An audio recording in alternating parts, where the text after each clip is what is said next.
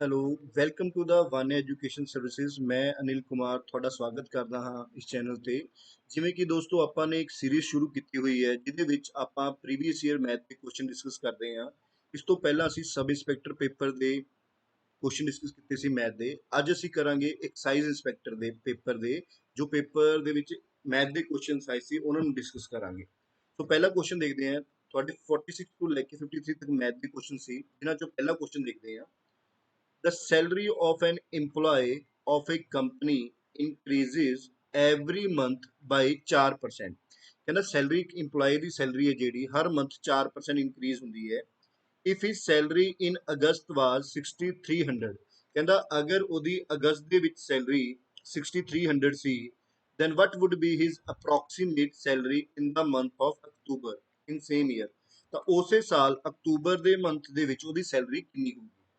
ਦੇਖੋ ਜੀ ਉਹਨੇ ਕੀ ਕਿਹਾ, ਉਹਦੀ ਸੈਲਰੀ ਅਗਸਤ ਦੇ ਵਿੱਚ ਕਿੰਨੀ ਹੈ, 6300 ਹੈ, ਤੇ ਅਕਤੂਬਰ ਦੇ ਵਿੱਚ ਪੁੱਛਿਆ ਹੈ ਕਿ ਹਰ ਮੰਥ 4% ਵਧਦੀ ਹੈ। ਦੇਖੋ ਅਗਸਤ ਤੋਂ ਲੈ ਕੇ ਸੈਪਟੈਂਬਰ ਤੱਕ ਕਿੰਨੀ ਵਧੂਗੀ ਬੱਚੇ, ਤਾਂ ਆਪਾਂ ਕਹਿ ਦਾਂਗੇ ਅਕਤੂਬਰ 4% ਵੱਧ ਜੂਗੀ।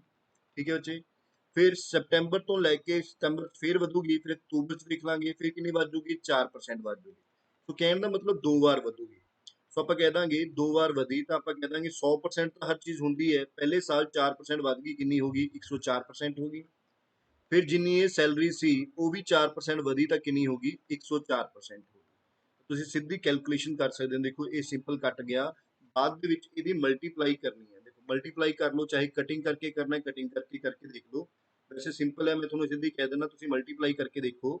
ਜੇ ਤੁਸੀਂ 104 ਨੂੰ 104 ਨਾਲ ਗੁਣਾ ਕਰੋਗੇ, ਦੇਖੋ ਇਹਦਾ ਮਲਟੀਪਲਾਈ ਦਾ ਰੂਲ ਹੁੰਦਾ, 4 ਨੂੰ 4 ਨਾਲ ਕਰੋਗੇ ਕਿੰਨਾ ਆਊਗਾ, 16।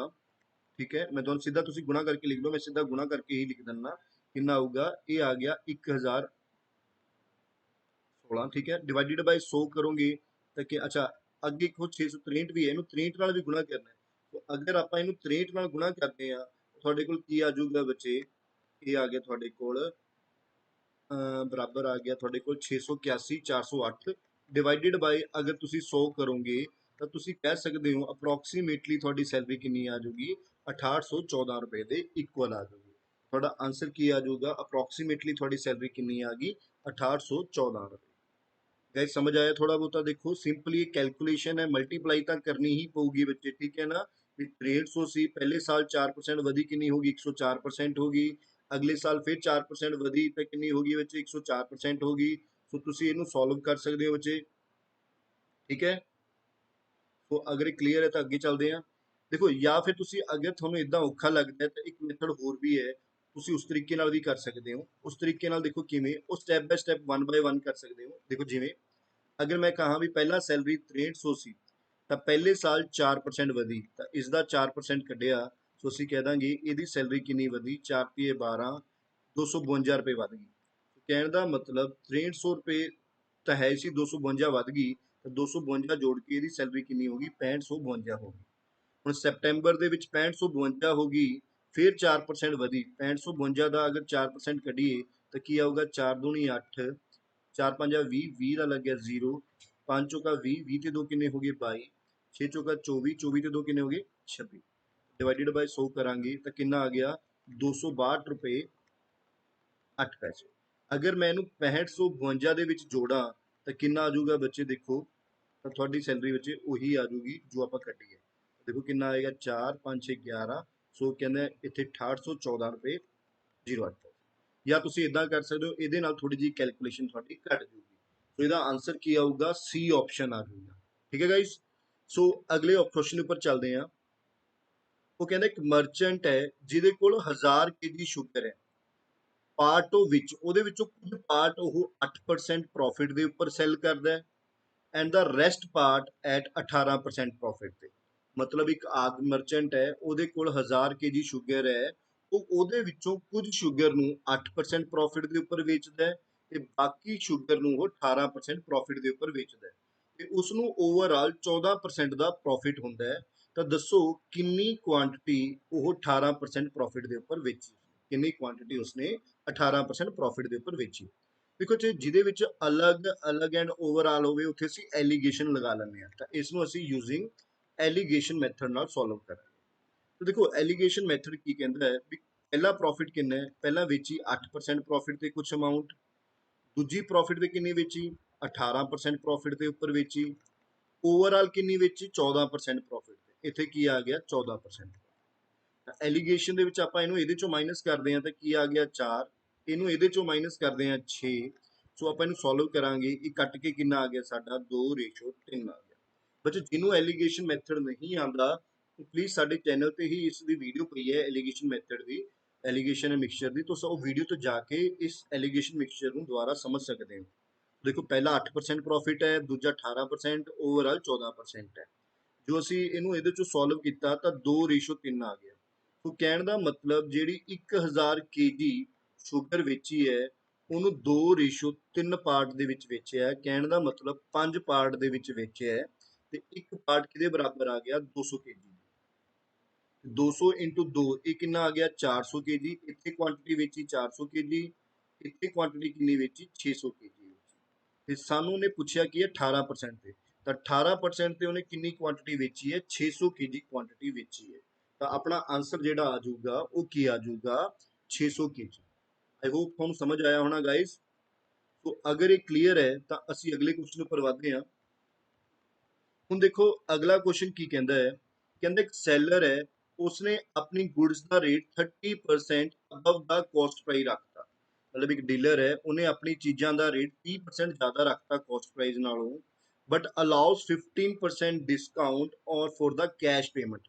ਪਰ ਕੈਸ਼ ਪੇਮੈਂਟ ਕਰਕੇ ਉਹਨੇ 15% ਦਾ ਕੀ ਦਿੱਤਾ ਡਿਸਕਾਊਂਟ ਦਿੱਤਾ।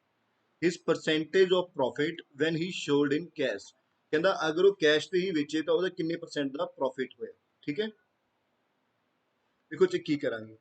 ਅਗਰ ਆਪਾਂ ਕਹਿ ਦਈਏ ਵੀ ਜੇ ਉਹਦੀ ਚੀਜ਼ 100 ਰੁਪਏ ਦੀ ਸੀ ਤਾਂ ਉਹਨੇ 15% 30% ਅਬਵ ਰੱਖਤਾ ਤੇ ਕਿੰਨੇ ਵੇਚੀ ਉਹ 'ਚ ਮਾਰਕੀਟ ਪ੍ਰਾਈਸ ਰੱਖਤਾ 130 ਰੁਪਏ ਰੱਖਤਾ, ਬਟ ਉਹ ਕੈਸ਼ ਦੇ ਰਿਹਾ ਇਸ ਕਰਕੇ ਉਹਨੂੰ 15% ਦਾ ਡਿਸਕਾਊਂਟ ਮਿਲ ਗਿਆ। 15% ਦਾ ਡਿਸਕਾਊਂਟ ਮਿਲ ਗਿਆ ਸੋ ਕਹਿਣ ਦਾ ਮਤਲਬ ਹੁਣ ਕਿੰਨੇ ਦੀ ਵੇਚੂਗਾ 15% ਰੇਟ ਘਟਾ ਕੇ ਵੇਚ ਤਾਂ ਮਤਲਬ ਕਿੰਨੇ ਵੇਚ ਰਹੇ 13 5 65, 13 8 ਕਿੰਨਾ ਹੋ ਗਿਆ 104 ਤੇ 104 ਤੇ 6 ਕਿੰਨਾ ਹੋ ਗਿਆ 110 ਡਿਵਾਈਡਡ ਬਾਈ 10 ਮਤਲਬ 110 ਰੁਪਏ 50 ਪੈਸੇ। ਤਾਂ ਇਹਦਾ ਮਤਲਬ ਹੁਣ ਉਹ ਇਹਨੂੰ 110 ਰੁਪਏ 50 ਪੈਸੇ 'ਚ ਵੇਚ ਰਿਹਾ। ਠੀਕ ਹੈ, ਹੁਣ 100 ਵਾਲੀ ਚੀਜ਼ ਉਹ 110 ਰੁਪਏ 50 ਪੈਸੇ 'ਚ ਵੇਚ ਰਿਹਾ ਹੈ ਤਾਂ ਉਹਨੂੰ ਕਿੰਨੇ ਰੁਪਏ ਦਾ ਪ੍ਰੋਫਿਟ ਹੋ ਰਿਹਾ 10 ਰੁਪਏ 50 ਪੈਸੇ ਪਰਸੈਂਟ ਦਾ। ਅਸੀਂ ਕਹਿ ਦਾਂਗੇ ਉਹਨੂੰ ਕਿੰਨੇ ਪਰਸੈਂਟ ਦਾ ਪ੍ਰੋਫਿਟ ਹੈ 10.50% ਦਾ ਪ੍ਰੋਫਿਟ।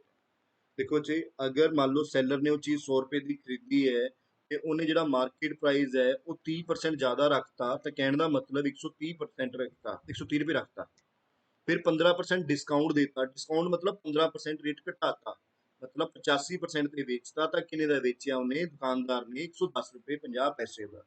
ਹੁਣ 100 ਵਾਲੀ ਚੀਜ਼ ਉਹ 110 ਰੁਪਏ 50 ਪੈਸੇ 'ਚ ਵੇਚ ਰਿਹਾ ਹੈ ਤਾਂ ਕਿੰਨੇ ਦਾ ਪ੍ਰੋਫਿਟ ਕਮਾ ਰਿਹਾ 10 ਰੁਪਏ 50% ਦਾ ਉਹ ਪ੍ਰੋਫਿਟ ਕਮਾ ਰਿਹਾ। ਠੀਕ ਹੈ ਗਾਈਸ, ਸੋ ਅੱਗੇ ਚੱਲਦੇ ਹਾਂ ਅਗਰ ਇਹ ਕਲੀਅਰ ਹੈ। ਹੁਣ ਦੇਖੋ ਇੱਕ ਕੁਐਸਚਨ ਹੈ ਕਿ ਕਹਿੰਦਾ ਆ ਪ੍ਰਿੰਸੀਪਲ ਅਮਾਊਂਟ ਟੂ ਰੁਪੀਸ 944 ਰੁਪਏ ਇਨ 3 years and rupees 1040 in 5 year। ਕਹਿੰਦਾ ਇੱਕ ਪ੍ਰਿੰਸੀਪਲ ਦੀ ਮਤਲਬ ਪ੍ਰਿੰਸੀਪਲ ਹੈ ਸਾਡੇ ਕੋਲ ਉਹ 944 ਰੁਪਏ ਹੋ ਜਾਂਦੇ ਨੇ 3 ਸਾਲਾਂ ਦੇ ਵਿੱਚ ਤੇ 1040 ਹੋ ਜਾਂਦੇ ਨੇ 5 ਸਾਲਾਂ ਦੇ ਵਿੱਚ।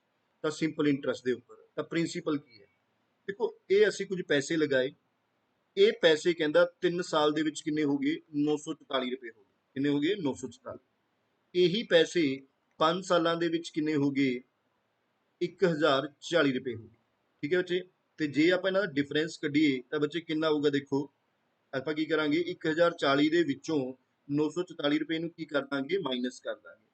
ਅਗਰ ਆਪਾਂ ਇਹਨੂੰ ਮਾਈਨਸ ਕੀਤਾ ਤਾਂ ਤੁਸੀਂ ਦੇਖੋ ਜਿਹੜਾ ਆਇਆ ਇਹ 96 ਰੁਪਏ ਇੰਟਰਸਟ ਆਇਆ।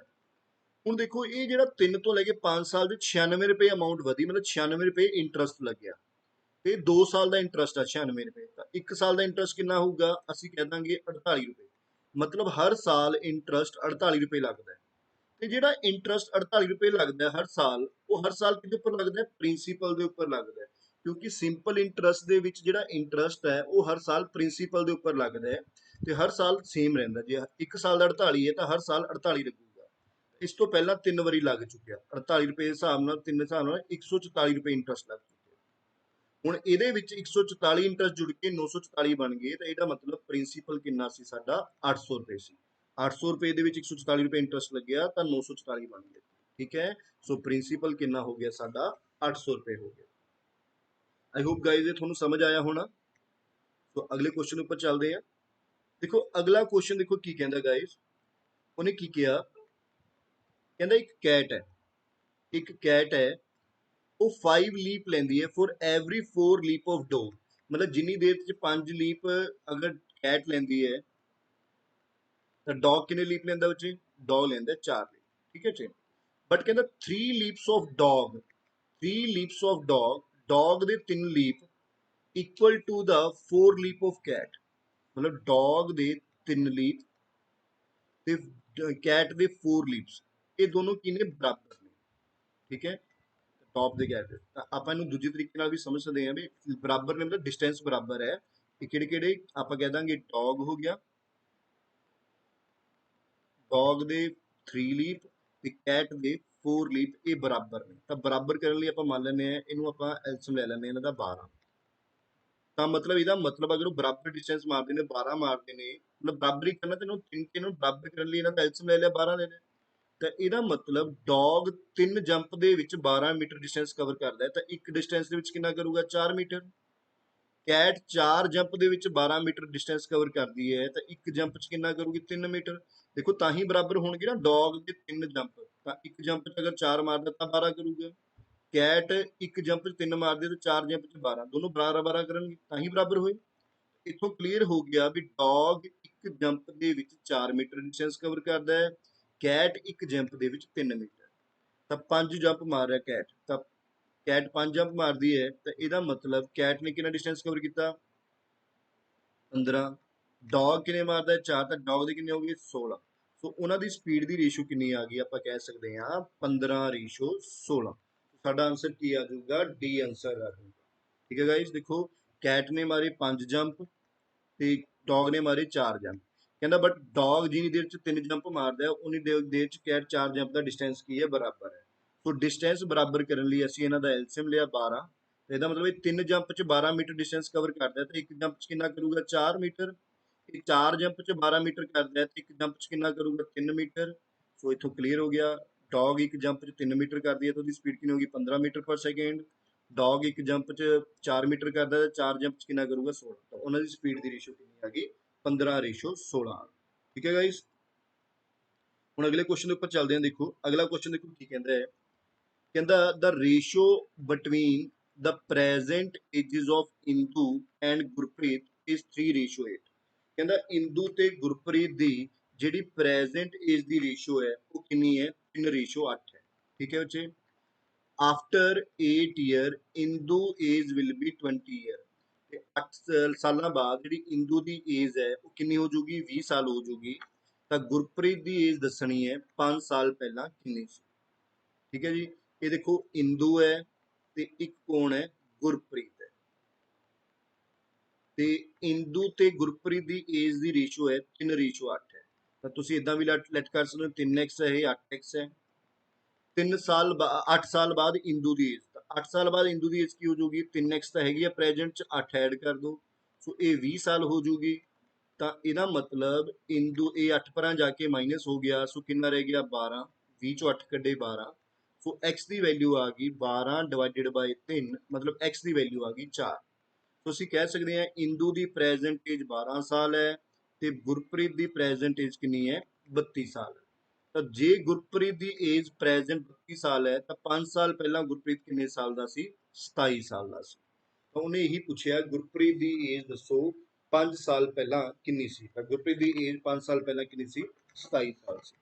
ਮੇਰੇ ਖਿਆਲ ਨਾਲ ਬੱਚੇ ਸਭ ਨੂੰ ਕਲੀਅਰ ਹੋ ਗਿਆ ਹੋਣਾ ਇਹ। ਦੇਖੋ ਗਾਇਸ, ਵੈਰੀ ਗੁੱਡ ਬੱਚੇ, ਦੇਖੋ ਸਿੰਪਲ ਜਿਹਾ 3:8 ਹੈ ਤਾਂ ਆਪਾਂ ਮੰਨ ਲਾਂਗੇ 3x ਹੈ, ਇਹ 8x ਹੈ।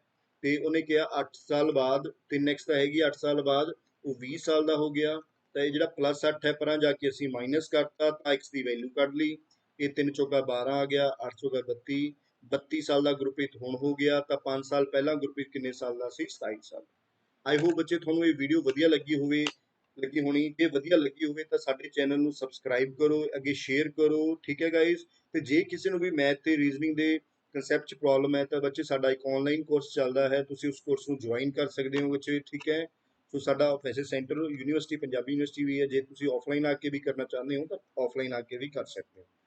ਧੰਨਵਾਦ ਬੱਚੇ, ਮਿਲਦੇ ਹਾਂ ਕੱਲ ਅਗਲੇ ਪਾਰਟ 'ਚ। Thank you so much.